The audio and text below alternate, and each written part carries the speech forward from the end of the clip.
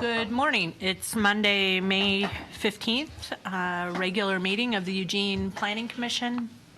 And as you all know, we reserve 10 minutes at the beginning of the Planning Commission meeting for public comment. And it looks like there are no members of the public present today, unless someone's hiding in the corner. Okay. So we're going to go to agenda item number 2, items from commission and staff. Items from commission. I know Commissioner Nicolello, you have something. Yeah, so as you guys may remember, what was it, last week? We looked over guidelines that Lorna Formo and Eric Brown presented to us and had some discussion on that. So I have copies of those guidelines again in front of me. And just based on the conversation that we had last week, you know, these guidelines aren't anything formal. They're just part of an existing effort that the city has already. And so, what the public involvement subcommittee is asking you today, and I'm just going to pass these down, is if you liked what you saw last week, would you guys consider adding this to our essentially toolkit of resources on how we look at public participation? And we'd actually have an opportunity to use this on June 18th because River Road Santa Clara is actually going to be coming forward with their public involvement plan for their refinement planning process, which is super, super exciting. So wanted to give you guys another copy of it today. I don't think we need anything so formal as a vote, but just kind of a head nod as, did we like these enough to want to add them to our list of things that we already use to look at different plans when they come forward. And Kristen, do you have anything to add to that? Because No, I was wondering if anybody has any questions for the subcommittee. No? Yeah, Commissioner Mills. I'm just wondering if, I mean, I'm feeling like this is already part of the city plan, so we're really obligated to follow these, I think. I mean, it's not a matter of... I mean, it's not something that's been brought to us before, right. So yeah, it's just being added to an already robust toolkit of tools that we have to look at these things. But yeah, nothing formal, no formal adoptions or anything like that. It's not going to become a binding thing. Commissioner Borowski. Yeah, I mean, my recollection when we went over this the last time was that this was more something that staff is already utilizing and implements, and it seemed like it was more geared towards the staff than a commission for me. I mean, I don't have any problems with having it being a resource tool and stuff, but I think that if we're developing something for this commission, you know, using this as a template and a tool, I think is something that's good, but I didn't see it as really commission specific. So again, I don't have any problems with it going forward and being used in that way, but I think that something that we would want to use would be a little bit more, a little finer point on it. So yeah, absolutely. And these are really just overarching principles to help provide some additional resources to how we may look at, you know, an involvement plan. It's definitely not recommendations for like a fine point of like, you know, you should be doing this involvement practice on this day or whatnot. But I think, you know, you bring up a good point, and I think with Santa Clara River Road, if you guys want to, we can kind of, you know, if we end up talking about it as part of that conversation, great. And if not, you know, it's maybe something we have for another time. But yeah, just adding more resources to what we already have. Commissioner Randall.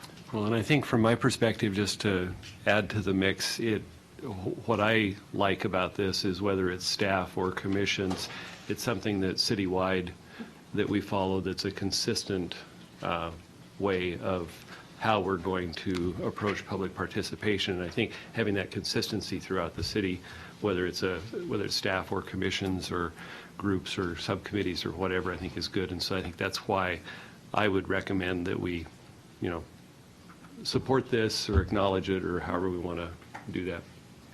And I put myself in the queue. I agree with Commissioner Randall and Commissioner Mills. Let's just take a straw poll vote. All those in favor of acknowledging this tool? It's unanimous.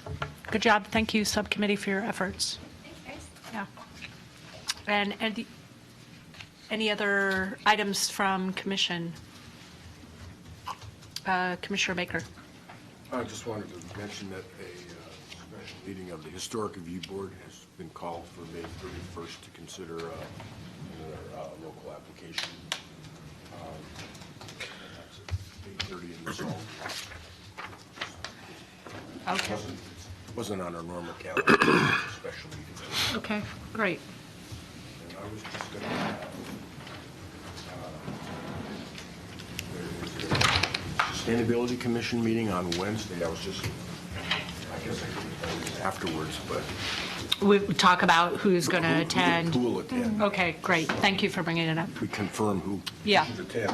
Okay, perfect. Thank you, Commissioner Baker. Commissioner Borowski, I'm going to maybe ask staff, so Commissioner Borowski and myself and Robin and Terry attended a meeting with the mayor last week, and Robin, do you want to talk about that a little bit? And, Sure. yeah, Yeah, just briefly, so as you mentioned, Terry and I and your chair and vice chair met with the mayor this last week to provide a brief update on the UGB adoption process.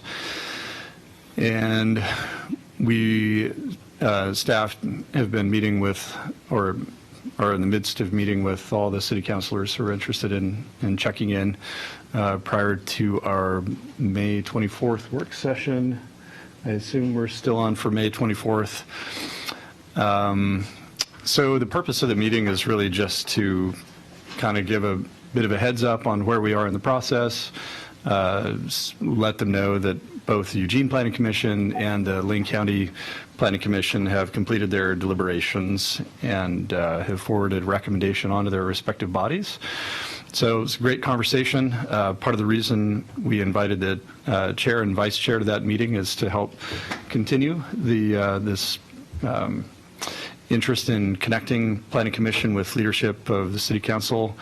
We also let them know that both Commissioner Borowski and Taylor will be at the City Council meeting with us on the 24th to help answer any questions council might have, share a little bit about the discussion that happened here at the Planning Commission, but of course you'll also have your memo that I think we're going to be discussing later today that will help any member of council get some perspective on your conversation. So yeah, I thought it was a really productive meeting and another step in the right direction.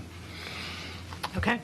When is the meeting on May 24th, just in case other planning commissioners want? Let's see, the meeting on May 24th That'd be a Wednesday work it's a session. Wednesday work session, so that would be noon in Harris Hall. And I'm looking at Terry. If there are any changes to that, of course, we'll let you know, because I think the council schedule is always a bit in flux. Okay. Are there any other items from staff? So in terms of items from staff, I heard some news, but I'll confirm. I hadn't heard confirmation from that. Commissioner Borowski, did you say that that you had received notice? Yeah, that I'm going to be reappointed, hopefully. Okay. Yes, I think it's from the way I read the email was yes. Okay. All right, we'll confirm that, and thank you for that. And also just wanted to remind folks that we have board and commission interviews both this evening at the 5:30 work session in Harris Hall. And I think it's for a variety of boards and commissions, all the open positions. Again, this is a different format than we've had in the past, so we'll be doing apparently 3-minute sort of why each candidate that's selected for an interview has 3 minutes to say why they think they would be a great person for that particular board or commission. So I think there may be three candidates that are going to be interviewed. And they actually get interviewed on Wednesday. Yeah. And they'll, okay, thank Planning you. Commission is Wednesday. Thanks for the clarification. So Planning Commission interviews will be Wednesday, this Wednesday, May 17th at noon in Harris Hall. That's it. Okay, great. The public hearing on the industrial yeah. corridor is this evening as well. Yes, thank you. Actually, public hearing on 2 items this evening. One is the the ICCO corridor, which you all have had a conversation about fairly recently. And then there's also one regarding a Metro Plan amendment for parks, which Parks and Open Space is carrying forward. Yep. Perfect, thank you. So I'm going to return back to see, we have two people from the public, just to make sure that if anybody from the public would like to come up, if they have anything to say, except for items regarding the UGB adoption package, I'm getting no. Did you have any feedback from staff? There's one other person from the public, and Feedback on, no, there's a gentleman right behind you. no, you're in the spotlight. Yeah, you're in the spotlight. You can say whatever you want at this point. Okay, thumbs up. Okay, thank you. So we'll go to item number 3, and we have eWeb, secondary water source, and we have Janine Parisi from eWeb, and it looks like she's bringing someone else. This is my colleague, Brad Welcome. Taylor. Hi.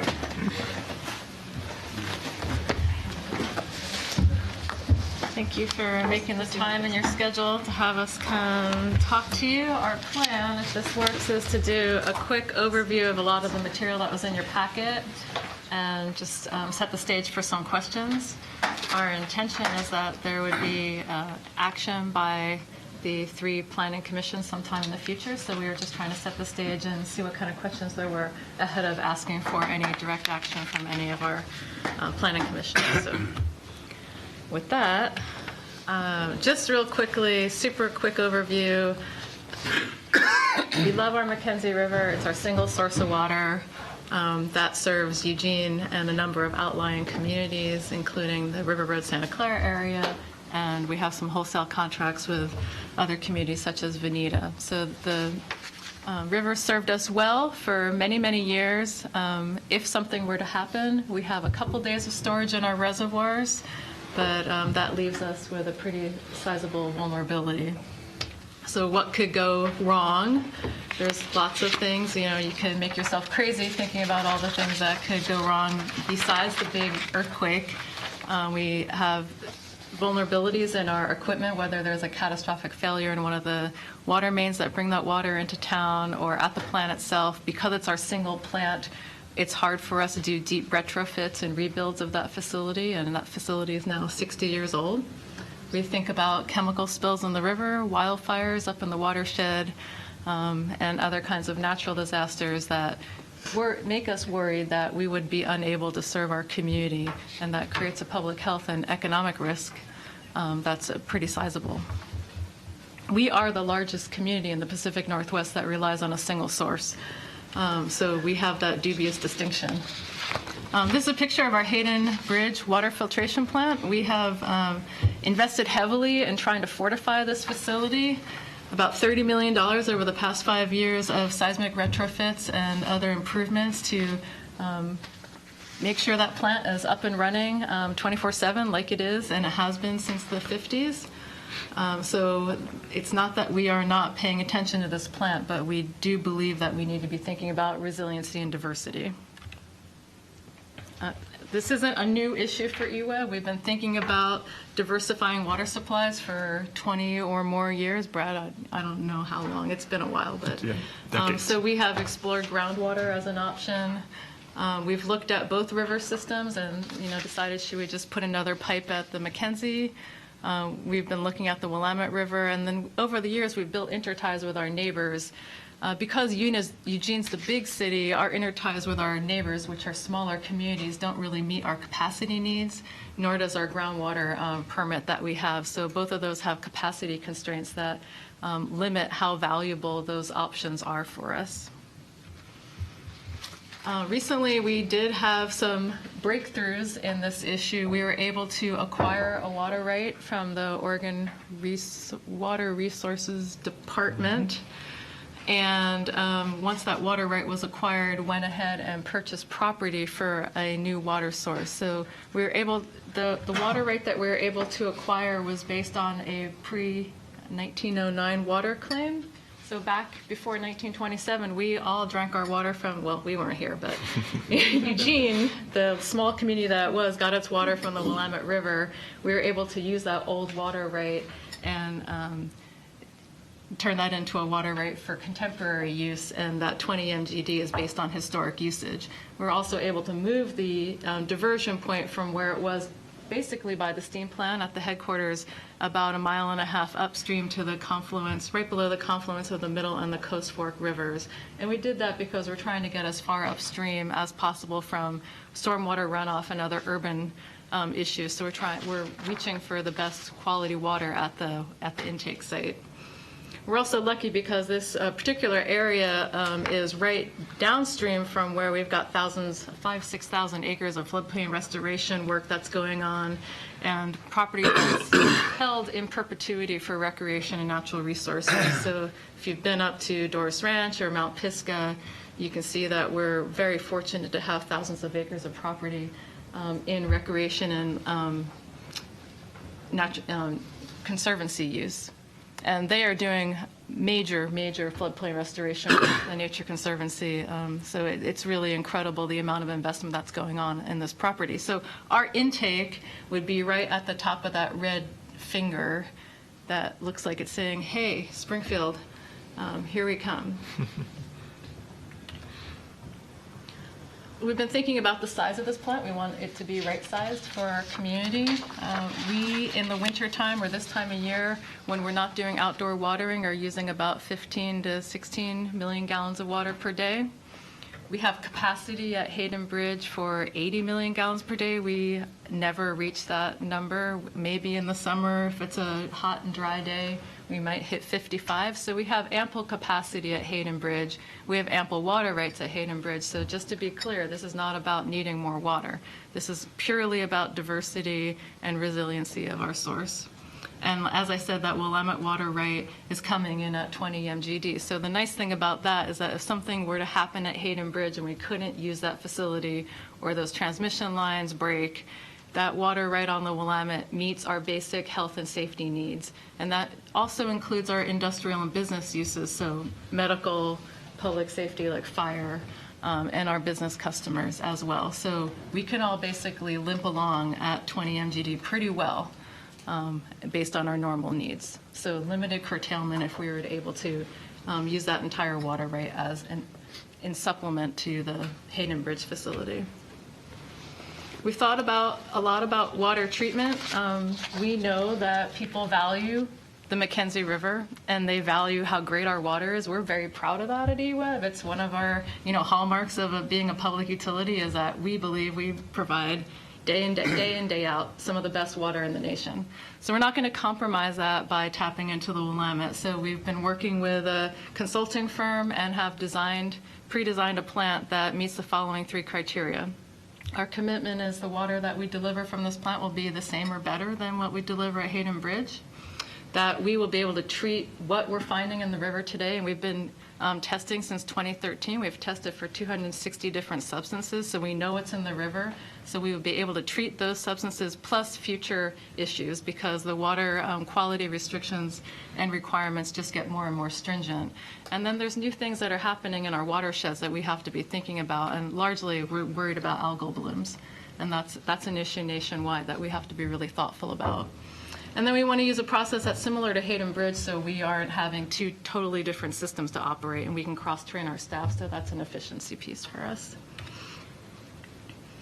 We've also thought a lot about where to put, if we're making investment in property, where. And as you know, in the land use world that you all live in, there's limited options for good-sized parcels that have the right access requirements, have the right elevation. We want to be out of the floodplain. So there's all these, and then we want the right kind of soil type so we don't build a new plant on soil that's just going to melt underneath us in a big event. So that leads you to very few options, This map shows you, this is in your packet of the places that we did look at. We want to be close to the intake. We also like to be close to our existing transmission line. That makes this project a lot more affordable for our community. The more pipe you have to build, the much more expensive it gets. So that orange line is showing you where our existing transmission pipe is. And we're fortunate that we have a line that comes into Eugene through Springfield. So that green property, we've just closed on that a couple weeks back. That's 27 acres. It's plenty of space for us to put a treatment facility, and then it's just about a mile to connect to that transmission pipe. Just so you know, this is just a piece of the puzzle. So the new facility is a piece of our resiliency strategy. I talked to you about fortifying Hayden Bridge. That's another piece. We're also looking, a lot of people ask us, well, in the big one, what happens to your distribution? Like, are the mains going to hold up? So we're working, like all public agencies, we're working really hard to prudently put our investments in some kind of sequence, because you can't do all the work all at once. It's just unaffordable. So we're taking the big chunks, the most critical infrastructure, and working through probably a 20 to 30 year process of seismically upgrading our system. That includes our main reservoirs. So we'll start with Hawkins this year. Will be our first major seismic retrofit of one of our reservoirs, and we'll just continue to work through that system. The pipelines will take some more time, but as we've seen, welded steel pipe actually hold up pretty well in earthquakes, so that's not our primary concern. We want to make sure we have access to enough water that we can treat and deliver into the system. We know that money and affordability go hand in hand. This is a big project. This will be the biggest investment our water utility makes if we go ahead and do this project as currently designed. It's coming in at about $70 million. That's a lot of money for an organization who charges pennies per gallon of its product. So, the recovery time is a long time to make your money back on that. But we've been thinking about this project, and we've already set aside some money. So we're building a small investment fund for this project. And then again, what we said was we'd right size it so we keep the scale of that investment as low as possible. But we've seen in other communities, we're not the only community that's building for resiliency. So if you look across the Oregon, Tualatin, Lake Oswego, Hillsborough, they're all making major investments in secondary treatment plants or upgrading their facilities. They've seen anywhere from 15 to 40% rate increases. Because we've started a while ago and we're thinking about it, we're able to do this project with about under a 3% increase over 10 years. It's nothing to sneeze at, but it also means that there's no rate shock to our customers, because that's important to us. I also bring up the affordability piece because tomorrow our board is having a strategic planning session, and this is one of three main capital projects that the board's taking another look at to make sure this is the right approach for our community. So the timing for this work session is a little bit odd, because I don't know what their decision will be to take more time to do this project, look at some other investments first. But I think that because we have the property and we've gotten this far, what we want to be able to do is take the next step. So I'm going to go backwards here. We have the property, so regardless of the timing for building this plant, we still need to have the Metro Plan amendment done so we can put that property to use. And then to start that, we need to go through the initiation process. So that's one of our three jurisdictions needs to take that step and say, yes, let's initiate this land use process. We were at the city of Springfield last summer. We had 2 work sessions with their council. And when it all came down to it, they felt like this was a Eugene issue and that they appreciated that as a courtesy. We went to them and asked them first, but they really felt like this was something that benefited Eugene primarily, and therefore Eugene should take the first step in initiating. And I just put this slide in here because I know so much of what we do in land use has to do with what do our neighbors think, what are the implications for our community, are they going to support this project? And we've been doing outreach since 2012. Our first round of outreach was really about the need for a second source and diversifying, and we were very successful in building people's understanding and appreciation for a need for a second source. Then that article came out in the New Yorker, last year, and then it just took off from there because everyone was like, oh my God, what are we going to do? We've been handing out those 3-gallon water containers, and as a home resiliency effort. And I think the message there is that you do your part as a homeowner to get ready, and EWEB's doing its part to build a more resilient water system, and that's been very effective. So we've seen a lot of community support for this project. We've had briefings with all of our city councilors. Robin accompanied me on a number of those. We've met with county commissioners. Of course, City of Springfield's well informed on this project. So we feel like we've done our homework. We've had a blue ribbon panel as well who looked at more of the technical details of our project, and they just finished up their work in March. And that included Chief Joe Zaludik from the City of Eugene represented the city on that project. So Brad and I are ready. So we just wanted to bring you along with on our ride so we could bring you up to speed as well. And I think that was the end of my little quick slideshow. Any questions? Commissioner Jaworski and then Commissioner Baker. Yeah, I have a few. The first one, in 2002, when you went for the groundwater permit, you never wrote in here whether or not it was granted. You said you did a Yes. test and the drawdown, because I know that's up in northeast where I live, where there's one of those pumps. Did you get the permit? Yes, with conditions, and I'll Yeah. let Brad knows this permit very well, so. Yeah, so at a high level, we did obtain approval from the Oregon Water Resources Department to use groundwater. It came with two primary conditions that affect the usability of that right moving forward. One was a impact on neighboring wells, and those wells being municipal wells that are owned and operated by Springfield Utility Board and Rainbow Water District. So the pump test showed that in terms of developing that well field, it would cause impact to those wells. So there's some limitations there. And then in addition to that, there's limitations to its impact on surface water bodies, primarily Ayers Pond, if you're familiar with where that's at, and the Willamette River. So there's some mitigation requirements that would have to be incorporated with that permit to move forward. It still represents an opportunity for us to have regional collaboration around leveraging groundwater to some component to help in a resilient strategy. But as Janine pointed out earlier in the presentation, it's not enough to really sustain our community to the level that we feel is necessary. So that's why the priority has been put on the Willamette source initially. Yeah, I understand it, but I just want to make sure you had it, because I do see it as a backup, because if there's, let's just say, an event, at least, even if you only drew 2 or 3 million, you could have at least drinking water and not sustain other uses, but it would be a backup in the interim. I guess the other question I have is, when you're building this and you said you're going to connect to the existing system, are you building any safeguards? Because if there's going to be an event of some sort, the existing system may be broken. So if you're building a new plant that connects to the existing system, it's the same issue that's going to affect the initial plant. Yeah. So are you like building a separate line or an emergency thing in case, so that if the system went down, there would be other feeds? So, if we could go through and upgrade all our major transmission all at once, we probably would. We're doing some testing of those transmission lines, and we just ran a ball through the 2 main ones that come from Hayden Bridge into town, and this ball is able to tell you what your leakage and tell you about the condition of the pipe. So we are sequencing transmission upgrades for this particular project to keep it in a price range that makes sense. We would use the existing line, but that would be on a schedule for improvement over time.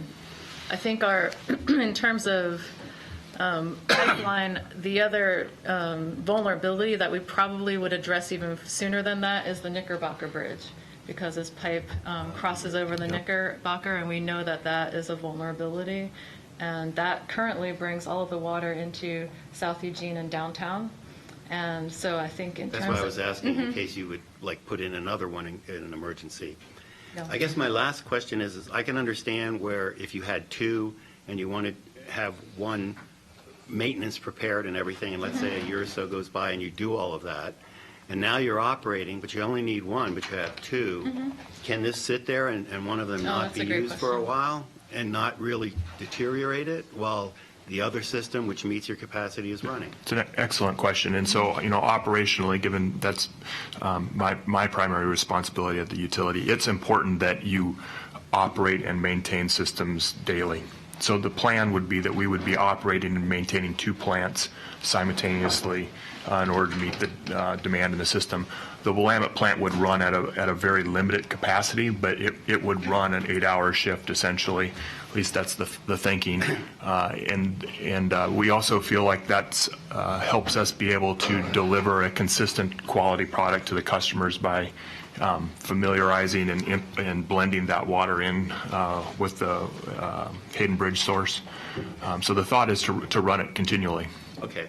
Then my last thing, if you do have, let's say, repaired and upgraded 2 excellent sources, have you thought of a different line that might connect others and sell the excess that you're doing because you need to run? There are opportunities for partnerships, and in fact, we just had our first in the history of our utilities meeting with the Springfield Utility Board just about a month ago. They have capacity issues, so we have diversity issues. They have capacity issues. There's the potential that they could partner with us on a project at our existing plant, so they don't have to build a new plant. I mean, we're always looking for That's what I regional mean. partnership solutions. So you could sell this excess capacity if we achieve both of those Right, units. and we do a little bit of that currently, but like I said, this isn't about need for us, and demand is very flat in the water world. So back in the day, you know, we would do demand projections for 20 years, and the line went like that. Today, the line looks like this. So even with increased population, our facilities are just so much more efficient that our water demand is flat or declining. Thank you. Commissioner Baker, and then Commissioner Borowski and Nicolello. Yes, first off, the 24-inch line, what's the flow rate you can maintain through that? Where are you seeing 24? In the memo you were reading 24? Yeah. So that existing 24-inch main initially would allow us to be able to push 10 to 12, up to 15 million gallons through that. The velocities are not ideal. Over time, we anticipate that from the plant up to the Knickerbocker Bridge would be replaced with a larger diameter pipe, but initially that 24 would have to do. You know, the first phase would mean that we're going to have to you know, run the water a little bit faster through that main than what we would ideally like, but it's designed for it. So, And is that the same main that is your intertie to Springfield now? we do have 2 interties off of that 24-inch main. We also have 3 other interties that are dispersed out in the distribution system that are separate from where that line is at. But yes, there are 2 interties with sub on that 24-inch line. In fact, they're leasing it from us right now to help with their water delivery into the Glenwood area. And just out of curiosity, what's the daily average sort of low water use and daily average, you know, per year? What's the lowest number you see and the highest number you see? Yeah, so Janine mentioned sort of that winter average number, but the low numbers that we see are around 11 to 12 million gallons per day, and we typically see these during either December or January timeframes. So that really sort of represents the floor. Here recently, we've been hard pressed to get over 50 million gallons per day as peaks.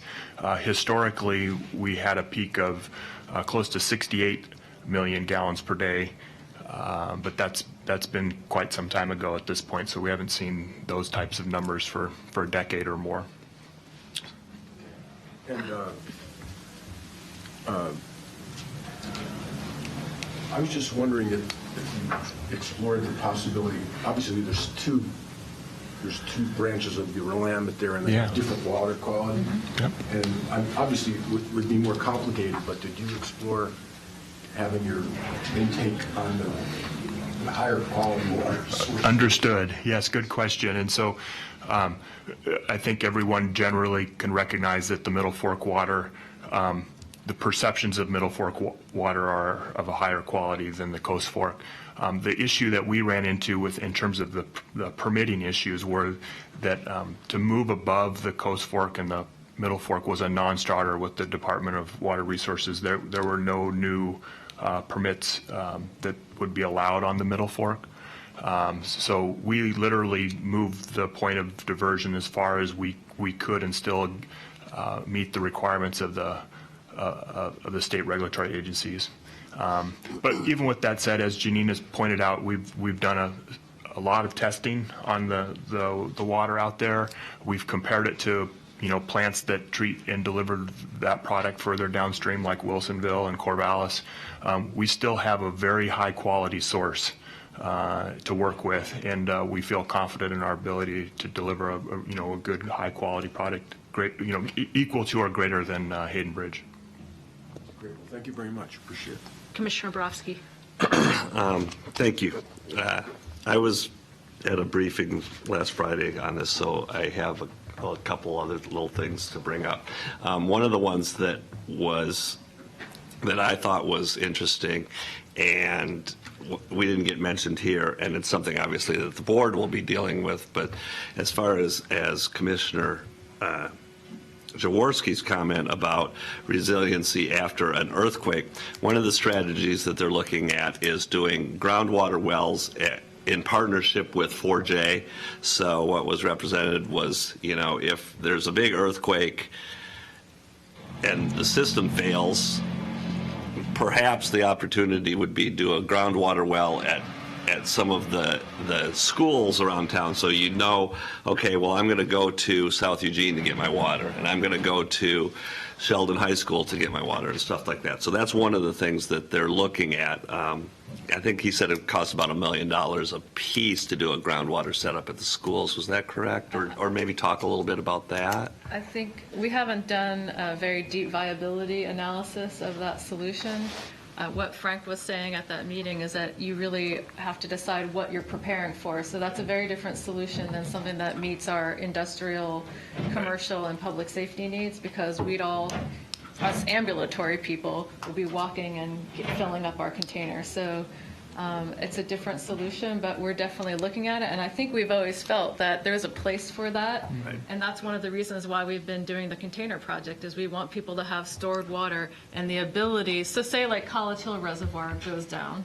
Entirely possible, that's an old facility. You wouldn't have your whole system down, but we'd have, 13,000 residents without access to water. We might put a distribution trailer and have water there, and people would come and get their water for that particular neighborhood. So that is part of the solution. What's new here is, are we comfortable enough with the trade-offs in terms of risk and price to use that as our backup resiliency project in lieu of this project? Right. I will just say that that strategy is not consistent with the Oregon Resiliency Plan. Bottom line, it is not consistent.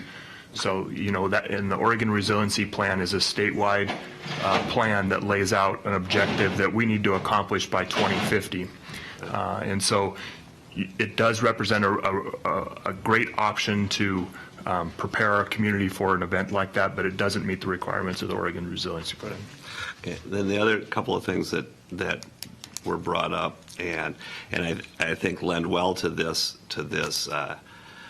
project, is if, for example, the Knickerbocker Bridge main goes down, if you've got a treatment plant on the south side, you'd still would be able to feed the university area, the south side of the river, because you would have a water source on that side of the river. So on that side, I'm very happy about it. And then the last thing that I'll bring up here, and it's not really for us to talk about, because we're talking about Metro Plan things and that type of thing, but it was brought up, and it was a concern, or not a concern, just a point of information, is so the Willamette and the Mackenzie are different rivers. The Willamette has communities on it that are up above that are doing sewage treatment. You've got Lowell, you've got Cottage Grove, you've got some other ones, and you've got agricultural uses near the river.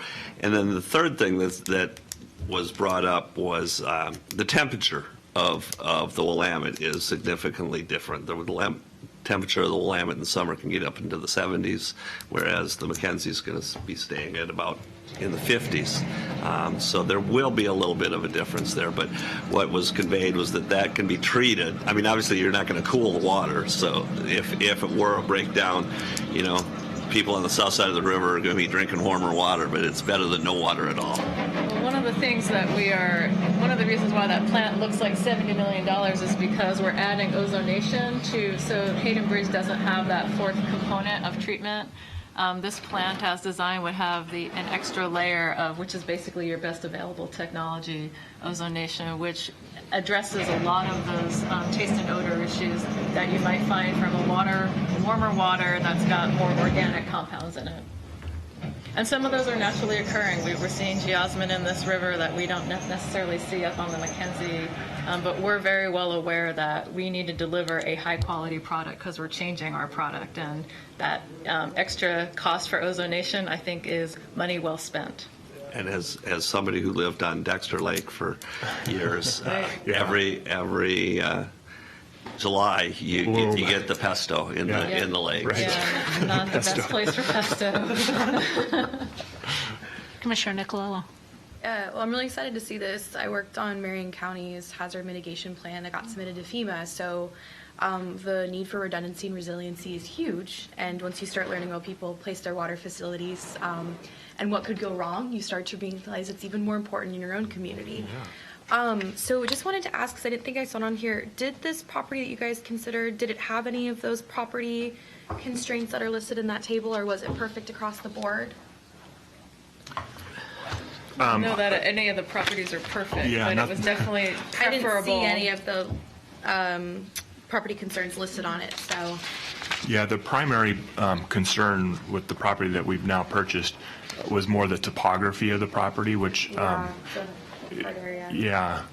the benefit for us when you do water treatment, you move large volumes of water through different processes. So we're actually going to use the contours of the property to an advantage by using gravity to feed processes So versus, it's all gonna be yeah. gravity mains? Okay. And then what's that, so kind of two questions related to this, but I was in a DIM meeting in Springfield, and this actually came up because Oregon Industrial Lumber Products is right by your Hayden Bridge intake. Right, And yeah.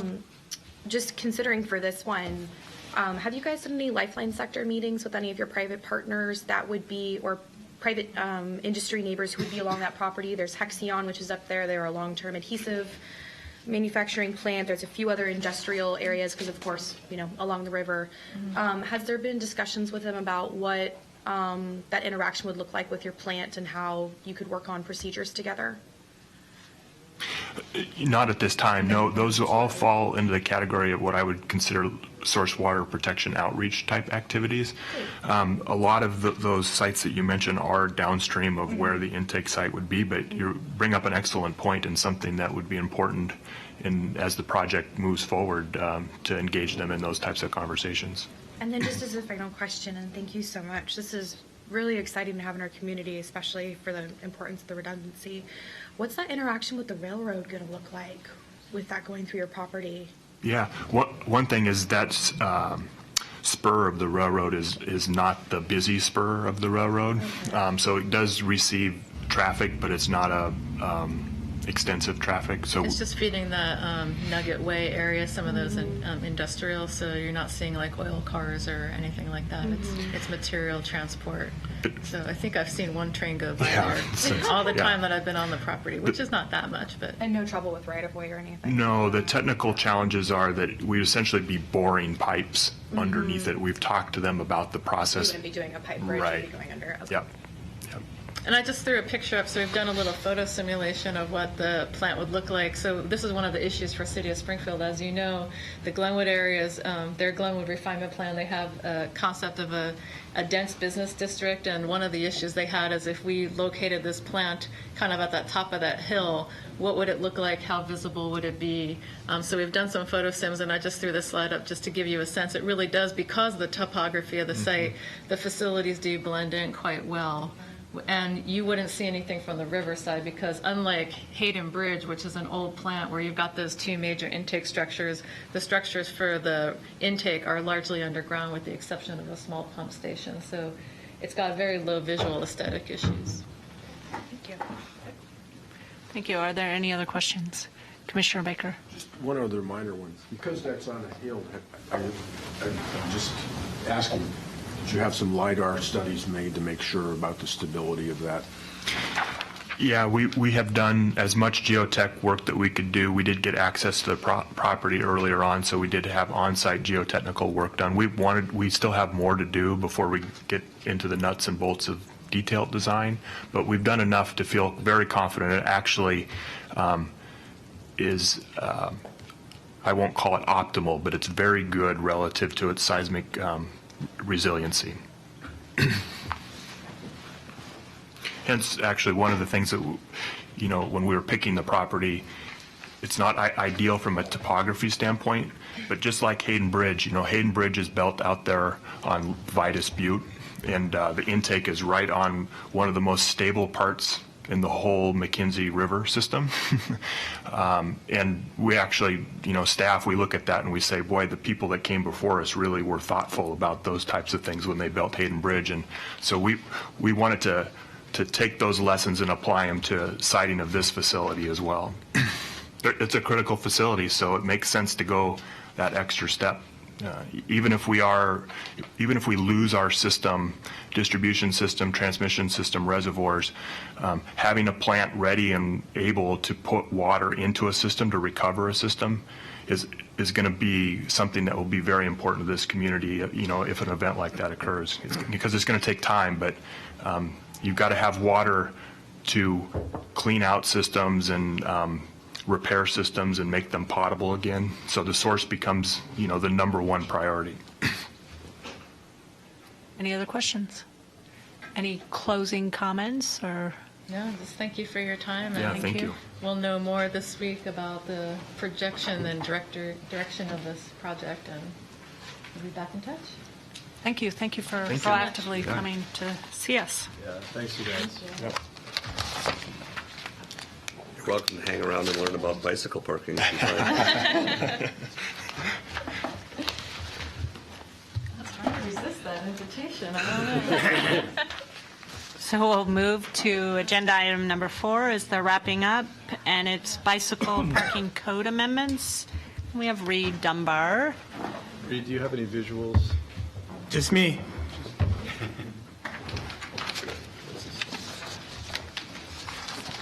Sit over here and keep you company. Thanks. So I've been here a couple times to talk about bicycle parking, and because of that long time frame, we've actually gotten to the point where I've got some developers calling up and saying, "Can I use the code yet?" So I think we're on the right track with it.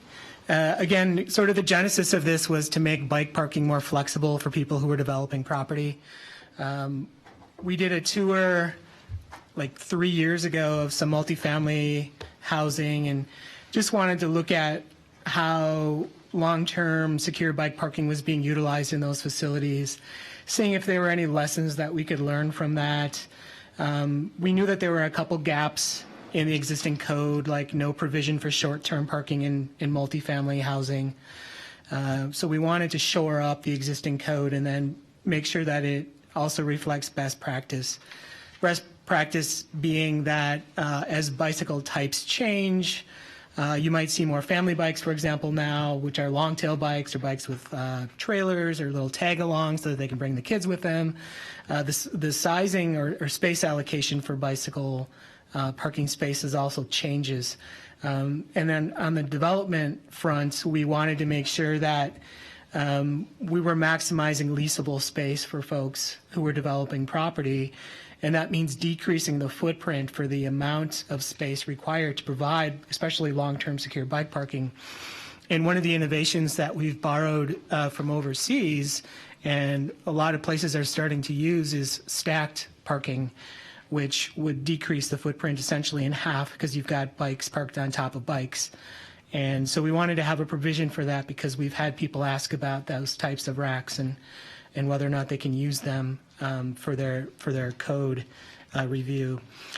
So all of those things put together in looking at the emerging technologies in the bike industry, like electric assist bikes, which are now the fastest growing sector of the bike industry, and something we need to start thinking about as we're developing long-term secure bike parking spaces, especially because if you don't retrofit a space for electricity, people will figure out a way to get electricity in that space, which means running cords, propping open doors, which really compromises the security of those spaces.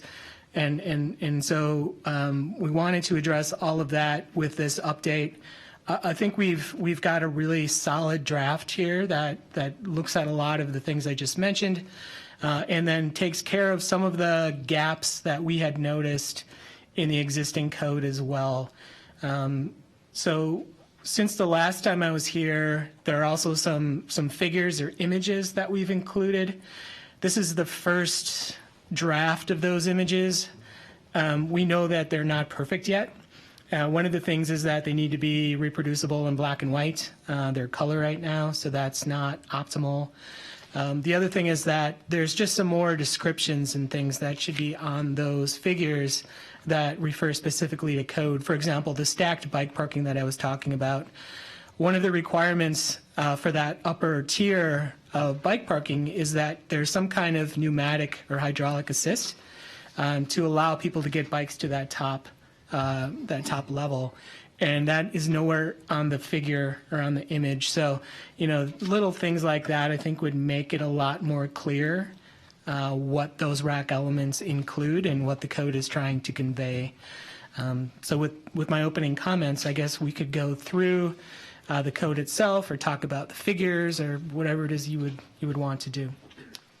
Can I ask you to do us a favor, Reed? Can you please go over what your expectation is from us today and what the next steps are? So the process for these code changes, like I said, and what you need from us today. And I'm going to look over my shoulder at Alyssa because of the process. So at this point, we're trying to see if we've got a near final draft that you feel comfortable with, so that we can get to the point where we get to the public hearing.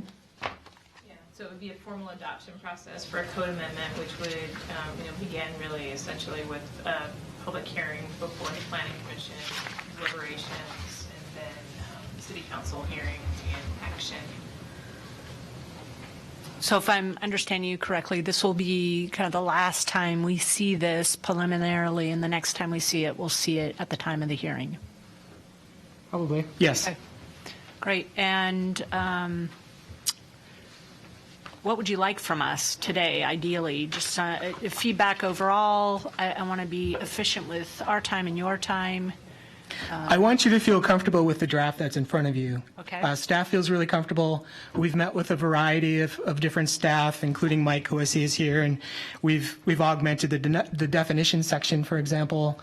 We've really tried to make it clear and user-friendly from a front counter perspective as well, so that this is easy to interpret. And then, as I mentioned, this is sort of the first draft of the figures, so we realize those aren't perfect, but if they don't make sense to you, please let me know that and we'll make those changes. And are you open prior to the hearing if there are other comments after this that planning commissioners send you email? Absolutely, yeah. Okay, perfect. Yeah, there's a lot to look at here, so, and especially as we get into kind of wordsmithing, it would be difficult to get it all done here. So sending me comments would be great. Yeah, okay, perfect. So I have Commissioner Randall, Commissioner Mills, Niccolo, and Baker. Okay, thank you. Really good job on this. I appreciate it is a lot clearer to read than the current code, so thank you. I do have quite a few comments and questions, and so I think I'll start through some of them, and then I don't think they're wordsmithing. And then if we don't get to all of them, I can just shoot an email or that over. But starting with the manufacturer specs listed in the chart there on page 9, table 961152. I guess my question would be, what about custom situations? I'm an architect, and architects like to do custom things. Much to the chagrin of a lot of people, but I'm looking at, for instance, the vertical spaces, and I don't think stacked is as much of an issue, but some of the vertical space things as far as clearances and that based on manufacturer specs, if I custom design something, how does that get reviewed? And then that kind of flows into under rack requirements as far as 3B, where it says ground-mounted racks shall be constructed of ANSI Schedule 40 steel pipe or square tubing of similar dimension. Are there other options there? That seems like those are the only two options. And so, again, back to the C word as far as custom, how you would handle alternate designs. And then the final one in this round, at least, of questions would be the parking meter attachments that we have along the street now, that real nice bicycle-looking attachment. Does that qualify as being supported at two places? Because it looks like on that one diagram they might not. And so I'm just thinking, I know we have some of those, we had some made out in front of our office, and I'm not sure they would quite qualify under your attachment at two places. And I'll stop with that. Okay. Until the next round. So one of the things I think we would like to get away from is sort of these custom one-off bike parking type rack elements, because they're not universally understood. Okay. And so what we've seen in some, especially long-term secure bike parking rooms, is that when you get really clever with the bike rack element, people start to use them in clever ways also, and not necessarily the most secure way or the intended way. And so sticking with a manufactured product that has been tested is what we would prefer. The idea with the vertical spaces is that once you start offsetting the racks, you get into different dimensional characteristics that may make it difficult to use some of those racks. And the example I used when talking about this with staff is when I put hooks in my garage. I took one of my bikes and sort of held it up against the wall, put in a hook, and it worked great. Took my next bike and realized it was much longer than the first bike that I had used, and it didn't fit at all. And so the manufacturers have gone through this test and have determined how many inches you need kind of below the rack element. And so we think you're just going to end up with a better and more intuitive product if you use the manufacturer specs on these. Maybe if there's a lot of desire to make sure that there's more capability for custom, that we would put in a dimension there. But as I've gone through different manufacturer specs, it really depends on the product. Obviously the design, if the vertical spaces, especially, you're hanging the bike at some point on the bike. And so saying that there's like a certain distance from the floor to the hook, it's saying that the hook is mounting in a universal place, like on the front wheel, which it isn't necessarily doing. So I think that would be difficult to write. We did sort of talk about, is there a certain number of inches that a wheel is supposed to be off the ground? And the answer is maybe, but bikes come in different sizes. So what is that? And so it's really difficult to write that with numbers. To the rack element in the 1.9 inch, steel tubing, there's a lot of different tubing sizes out there. Eugene's been experimenting with bike parking for almost 5 decades now, and I think we know what works, and it's the standard 1.9 that we would really like. And we also said square tubing because we know that the round tubing can be cut with a pipe cutter. So square is something that some communities have moved toward. Those are still more expensive rack elements, so we didn't want to go that way. But if people wanted to do that, we certainly think that that's fine. The meter attachments, those exist within the public right-of-way, and so those aren't really being used to satisfy code requirements, generally speaking. Are they? The rack attachments are in the public right-of-way, and so that's not really calculated as part of the. Yeah. Those aren't required spaces, they're just additional. Yeah. I was thinking more like if you had a large, heavy, flat bar design that, again, custom, but it wouldn't, a pipe cutter couldn't cut it. It wouldn't be something you could bolt cutter, if that's. Yeah, when you start getting into flat and square, you're talking about edges, and edges can scratch, and, it's just, we want to be careful about that. And, we can get into all sorts of detail here. We talked about putter coat and galvanized and durable rubber finishes because we did some research on what's available, and those seem to be the most standard and most readily available. So we just wanted to, again, make some standardization within the code and, create a uniform expectation of what a bike parking space looks like. Thank you. Commissioner Mills? Yeah, my comments are on 96115, item 5 on page 11, and relating to rack installation. And this is my only comment, this and the related figures. Ground-mounted and stacked racks shall be securely mounted to hard surfaced area using one of the following methods: in-ground attachment, which I presume is an anchor, surface bolted or channelized rail mounted. I'm not sure what you mean by surface bolted, thinking as a person that would do this. Vertical racks shall be securely mounted to concrete using a concrete anchor. And that's clear but somewhat vague. And your figure actually lends to confusion to me. Okay. And I'm going back to figure 961156 on page 30.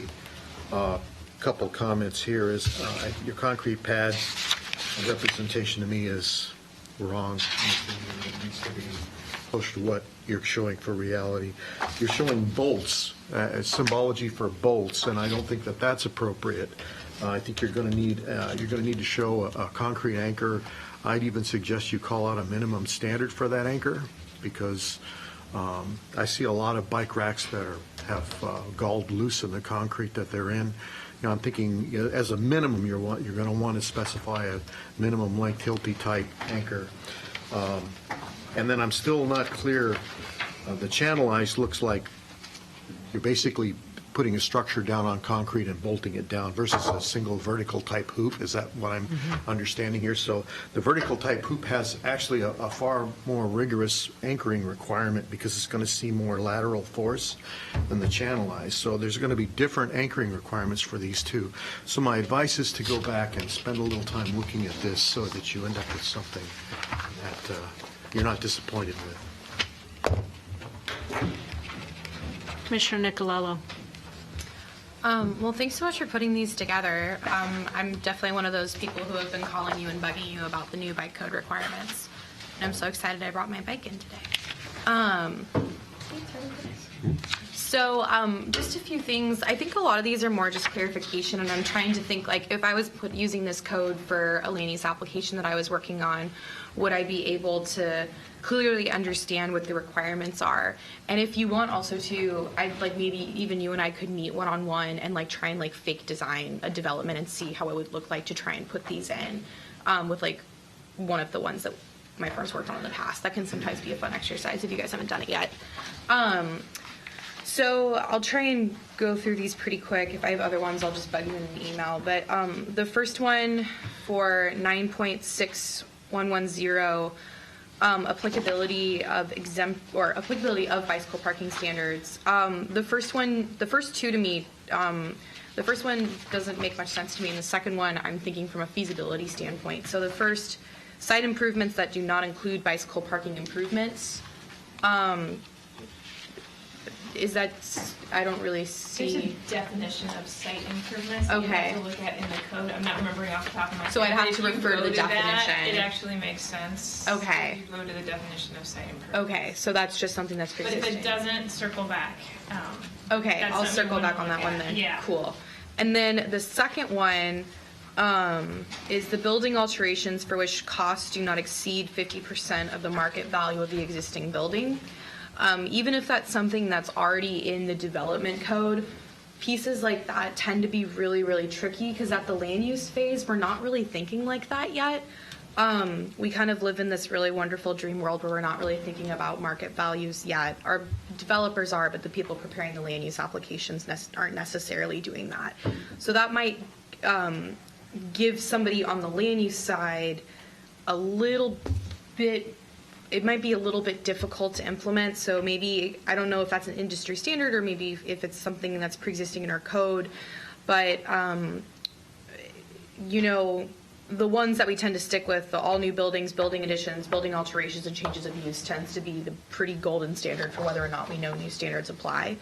The building alterations for the costs that do not exceed 50% or more, that could be really difficult, I think, to try and figure that out from just a strictly land use perspective.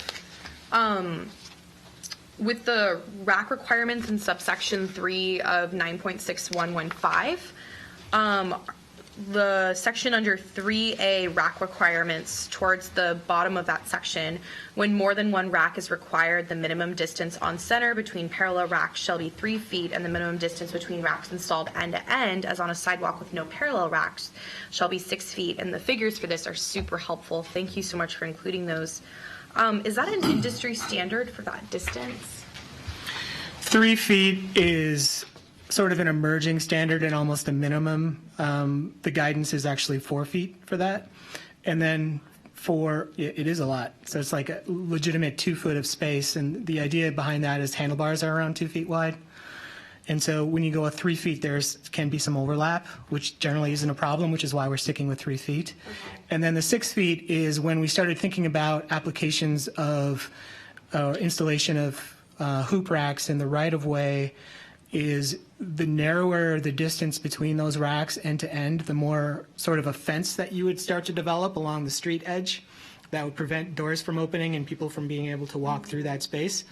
So we've seen recommendations anywhere from 4 feet to 10 feet, and we like 6 because a typical space is about 6, and so that would give you a space and then at least 2 feet of passage and then another 6.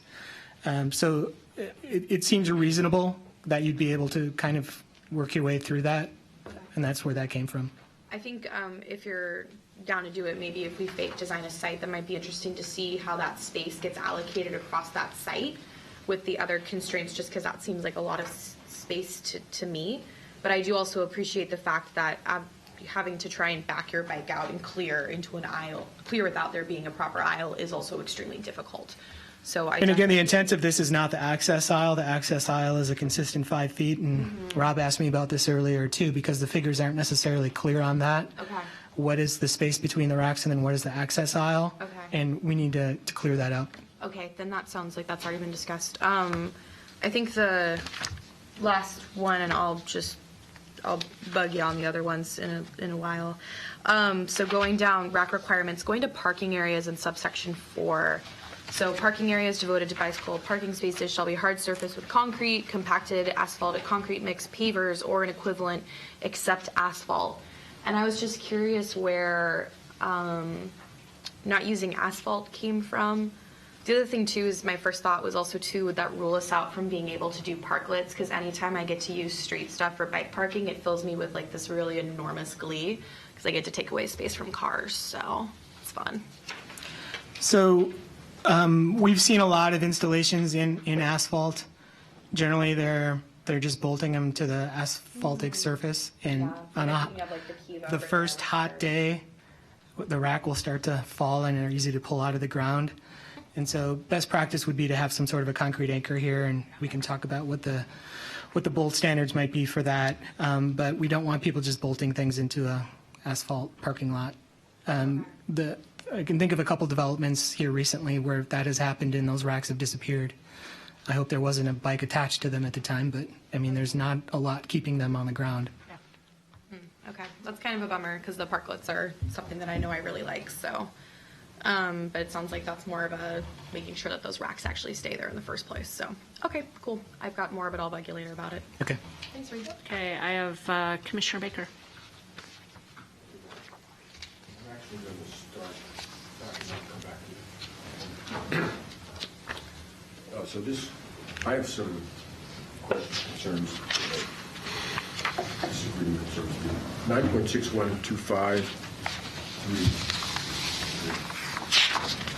So this is the one that removes the requirement for covered parking for short-term bicycles if there's 10 or less.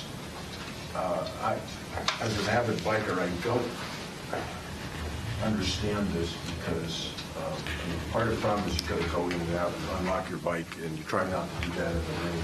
Sometimes you have to put on rain pants, at this location. So short-term parking is normally used when you're doing a bunch of errands. It almost seems like it's more important in a way for the short-term parking than it is for the long-term parking, from my point of view. So that it's covered, that some of it is covered, not all of it, but some of it. And I'll just continue on if you want me to. Yeah, I mean, that sounded like a statement and not Yeah, a that's- question. Yeah, well, Feedback. I mean, do you have a reason for why you're removing it from that? I mean, obviously, it's easier to do. Most of the requirements here for short-term parking, it's Right. a lot easier to do if you don't have to cover it, but, architects and designers are creative, and very often they'll have an overhang, and they'll be able to cover a couple of spaces. There's nothing preventing them from doing that if they want to. Right, but without a code requirement, there isn't an incentive to sort of invest in that activity either. Well, and we thought about how, what locations are there covered short-term spaces and how many of those spaces are available at the time, that sort of thing. And so, recently there's been examples like Roosevelt Middle School and others that have decided to have a lot of covered parking. And I mean, that's not necessarily short-term, right, because they're there during the school day. I'm thinking of others that have just happened recently on campus and some other places I'm thinking of. This is specifically 10 spaces, which is 5 rack elements, which isn't actually a lot of racks. And so, we just wanted to draw the line somewhere that says, okay, if we've got more than, 10 bikes, then we should start thinking that there's obviously demand here and probably people are going to expect a higher quality of service here. And, I'm not a huge covered bike parking proponent for short term, and I ride my bike everywhere also. And, you're going to be riding your bike in the rain at some point. But we understand that a lot of people do ask for this. But this was based on our experience and what the existing quantities look like around various land use types and what seemed reasonable. And we wanted this to be based on what we're seeing in the community. And 10 spaces, it seems like maybe we don't have to cover that. Well, just a couple of comments about that. Excuse me. Can you pull the microphone just a little bit closer? I think those are good responses. One thing I would differentiate is students may have different behaviors than family, than older people. You might be closer to their behavior, but there are others. I do notice that when there is covered bicycle parking, people will park there even if they have to walk a block to somewhere else. So you'll see people parking at Capella's that are shopping, at Metropole or one of the restaurants across the street as an example. In other words, people go out of their way to park there. I see people parking in front of the bank at 8th Avenue, a couple of covered spaces, and then they'll walk to other areas that are nearby. They aren't going to the bank. So let me follow up with a couple of other issues.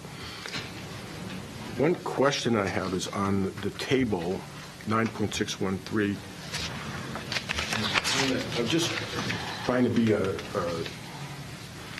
developer here. I was trying to figure out, so I'm putting in a yoga studio. So it has a large number of people that come and use a relatively small space. And I'm trying to figure out where I qualify it. And I see that there's locker room, sauna, whirlpool, weight room, and gymnasium. That would be the closest. It doesn't seem to fit. It seems like you might have to have another category for certain kinds of exercise activities. It would be like the DAC, which does have a sauna and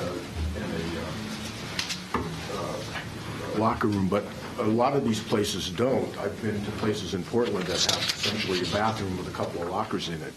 Commissioner Baker, so this is actually riddled throughout our code. Right. So whenever there isn't a distinct use, there's called a zone verification, so you verify the use. That particular use actually falls under ballet, dance, martial arts.